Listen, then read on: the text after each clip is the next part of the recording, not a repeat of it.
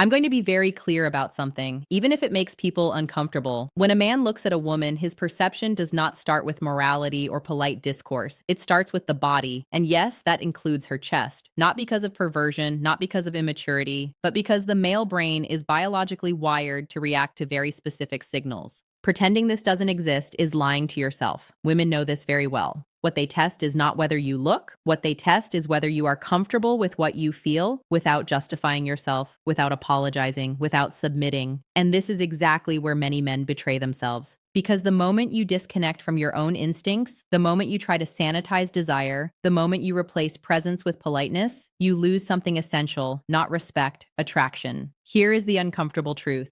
Most men try to make women desire them through logic, effort, music, and total availability. And that is precisely why it fails. They believe that if they are kind enough, attentive enough, emotionally available enough, women will eventually feel something. They believe that desire is a reward for correct behavior. It is not. Desire does not work like a contract. It does not emerge from explanation. It does not grow because you did everything right. Desire bypasses logic entirely. It goes straight to the nervous system. It is visceral, automatic, music unconscious, and it does not care how good of a man you are on paper. You can be stable, intelligent, emotionally mature, financially secure, music, and still watch a woman slowly lose interest without being able to explain why. Not because you did something wrong, but because you activated the wrong mechanisms. Most men misunderstand where attraction actually lives.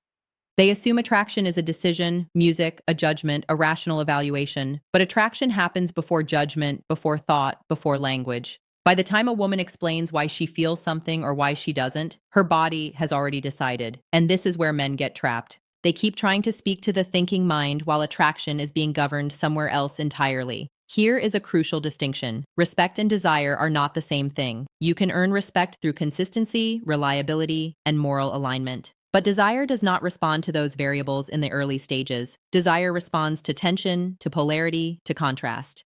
And when those elements are missing, attraction never fully ignites. This is why so many men end up confused. They do everything they were taught to do. They listen, they reassure, they clarify intentions, they remove uncertainty, and in doing so, they remove the very conditions that allow desire to exist. Because desire needs space, it needs ambiguity, it needs the possibility of loss.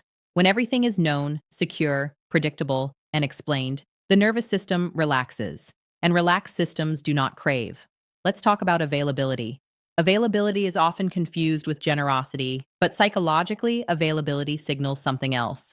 When you are always reachable, always ready, always adjusting your schedule, always prioritizing her time over yours, you are not signaling devotion, you are signaling low scarcity. And the human brain, male or female, assigns value based on scarcity. This is not a social construct. This is neurological. What is rare is valuable. What is abundant is taken for granted. When your attention is unlimited, it loses weight, not consciously, subconsciously. Her rational mind may appreciate you. Her body disengages because desire is not appreciation. It is activation. Another uncomfortable truth.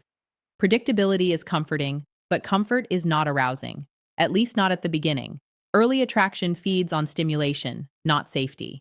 When every interaction with you follows the same emotional rhythm, the nervous system stops responding. You become emotionally flat, not offensive, not unpleasant, just neutral. And neutrality is deadly for attraction. This is where many men misunderstand masculinity. They believe being safe is the goal, but safety without tension is invisible. Masculinity at its core is not aggression or dominance. It is grounded music presence. The ability to stand in your impulses without collapsing into guilt or overcompensation. The ability to feel desire without apologizing for it. The ability to be interested without chasing. This is why that initial point about looking matters so much.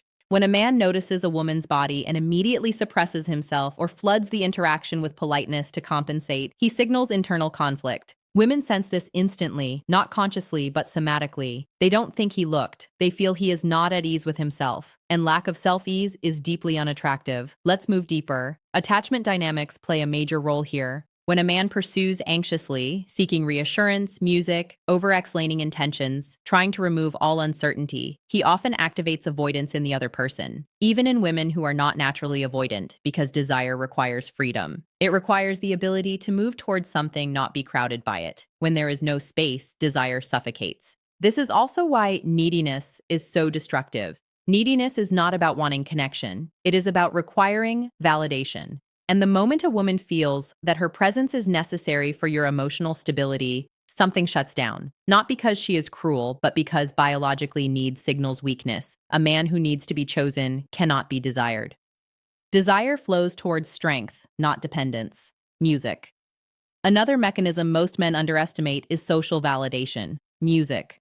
Women are highly sensitive to how a man is positioned socially, not status in the financial sense, but perceived desirability. A man who is wanted, who is engaged in life, who has social gravity, who is comfortable among others, is filtered as higher value automatically. This process is unconscious. It is not jealousy. It is neurological efficiency. If others validate him, he likely has qualities worth noticing. Now, contrast this with the man who isolates himself emotionally around one woman who slowly withdraws from his life. His routines, his interests, his world shrinks, and her attraction shrinks with it because desire does not grow in small containers. It needs expansion. The solution is not manipulation music. It is alignment. There is a massive difference between pretending to be busy and actually having a life.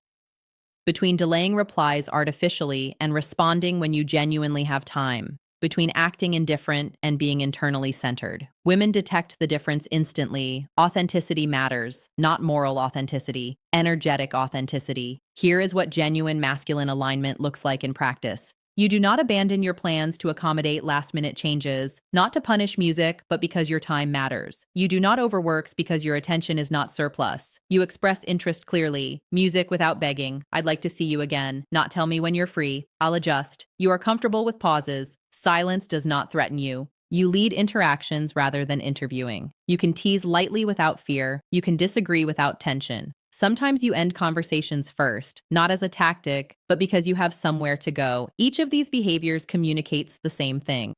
This man is self-contained, and self-containment is magnetic. Now, let's dismantle one last illusion. Many men believe that if they just explain themselves better, attraction will appear. But attraction does not need explanation. It needs embodiment. You cannot talk your way into desire. You can only position yourself in a way that allows it to emerge. Let's summarize this clearly. Desire is not negotiated. It is triggered. It does not respond to moral effort. It responds to psychological signals, scarcity, contrast, presence, self-possession, social gravity. None of this requires manipulation. It requires honesty with yourself first. If you suppress your instincts, you leak insecurity. If you chase validation, you signal need. If you abandon your life for approval, attraction dies. The paradox is simple. The more complete your life is, the less you need desire. And the less you need it, the more likely it appears. If this resonated with you, reflect on it. Not emotionally, strategically. Where have you overexplained? Where have you overinvested? Where have you replaced presence with politeness? That's where the shift begins. And that shift has nothing to do with women. It has everything to do